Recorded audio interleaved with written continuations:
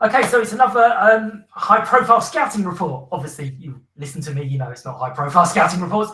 We have got Stuart, who is a Braintree fan, and I'm going to say that again. He's a Braintree fan, and he's going to talk to us a little bit about Jack and just giving us his thoughts. So, welcome, Stuart. Thank you for joining us. Can you tell us a little bit about Jack's style? I mean, it's difficult. Obviously, as a goalkeeper, his style is stand there and stop the ball. But what kind of impact did he have at your time in the club as well? His time. No problem at all. Thank you for having me. It's it's an honour to be on your podcast. So you're right. I've got Jack Starr. I've got 2 seasons experience of because he's been at Braintree for 2 seasons and obviously now he's gone. He's one of the sort of smaller keepers in terms of build, right? So he's a younger keeper. So he's got a lot of energy. He certainly has allowed. You know, if you think about the best defensive record in the National League South last season was Braintree, right? And there's there's multiple reasons for that, of course. But Jack played a real key part in that. He's really, I find it athletic. So his kind of reflexes, his reactions to shots, he has won us points this season, without a doubt. And you've only got to look at the final, a playoff final against Worthing. Conceded 3 goals, right? But he scored 4. But the highlights reel really showcase, I think, just what I suppose, a great keeper he is. You know, he's brave. He comes out quickly off his line to sort of sweep up any kind of through balls or anything like that. But certainly, I think if I think of the last 2 years or 2 seasons, he's definitely developed quite quickly. And if he could, I think, continues doing that, certainly, obviously being at Sutton now, he's definitely got a lot more years ahead of him because he's 25 now. That's young in terms of a goalkeeper. Yeah, absolutely, yeah. Prime in other positions, but certainly goalkeeper. He's kind of right at the beginning, and he's really come on the last couple of seasons. So he's definitely allowed us anyway to play counter-attacking football, but we play it on the ground predominantly, because we know we've got him pushing up high at the pitch. And we had a good centre-back pairing all season as well, which also helps. But, the communication between the 2 of them, or between the 3 of them, I should say, the 2 centre-backs has been excellent. And again, I think Jack's grown into that this season compared to the last season. He's very passionate, right? So he definitely brings that. But you can definitely see that confidence in the last 2 seasons alone that has grown. So I think, you've got a great sign in there. Perfect, thank you. So that leads on to, have we signed a finished product that we can chuck straight in the team? Do we need to be a little bit patient with him? And what's his strengths and weaknesses? Yeah, so I think you've got a keeper that's he's definitely not the finished article, and that's not any discredit to his skill set and ability whatsoever. But just again, judging by the last 2 seasons, I've seen him sort of get stronger, get better, and I think actually one of his biggest strengths is his character.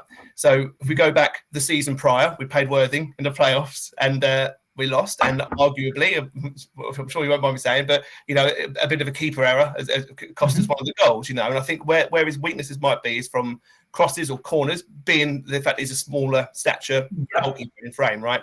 But again, testament to his character, that only makes him more determined. And and I think that he's got that drive. So that drive is going to see him good. It's going to see him kind of still continue to develop. His strengths, as I've mentioned, is definitely in his sort of shot stopping, his reflexes. He's coming out to sort of sweep up balls coming onto him. He's brave, so he doesn't mind at all kind of getting stuck in. And he was injured towards the beginning of this season, and if I remember rightly, that was a bit of a clash with the defender because he didn't want to see the ball. So I think he's got that kind of commanding presence, and I think actually. I don't know your team overly well. But I think it's Steve Arnold is one of your goalkeepers. Yeah. Some more experienced goalkeepers. And I think actually that, and I think he's signed a new contract, hasn't he? So he's going to be there with Jack. And I think that will really help him because in Braintree, Jack is the main goalkeeper, he's pretty much a cert every single game if fit, which he was for most of it, and the entirety of the prior season, where Steve's got a sort of wealth of experience behind him, and I think he played at Southend prior, where Jack's actually from. So I think there's a bit of a potential kind of sort of reason to bond there in that sense. But he's 10 years senior on Jack, and I think actually with the weaknesses that I mentioned with that kind of decision making or kind of presence with kind of crosses and corners and how to kind of sort of combat that, I think you can that alone you can probably pick up quite a few tips and tricks from. Should be all right. I mean, they're a weird bunch. The goalkeepers, they all kind of stick together and help each other, and you're like, you're competing for the same place, but they're not like that. Last question is: we do know, obviously, especially at the level we're at, it's not about just on the pitch. It's about the person, the character. You've mentioned his character a few times, and have they come across off the pitch? Do they interact with people, especially with the younger fans? We have quite a lot of the younger fans. Yeah, absolutely, and I think testament ultimately to Angelo, the boss at Braintree. He definitely demands that kind of link up between fan and player and staff, right? But Jack is fully behind that. So every game, certainly every home game, away game too. Not I'll go to all of them, but certainly every home game is game's finishing and he's going past all the fans, high-fiving, the kind of usual. Goes to the dressing room, and those that are in the clubhouse after, players come out, and Jack comes by, and like any kind of player that you want to see from, he's gives you all the time in the world, talks about the game and the things that went well. If we've lost, he's a bit pissed off, right? Yeah, of course, yeah. But he doesn't walk past you and like, he's disappointed. We go again, kind of thing. And it gives you a load of time like that. And I remember the player end of season awards, not this season, prior season.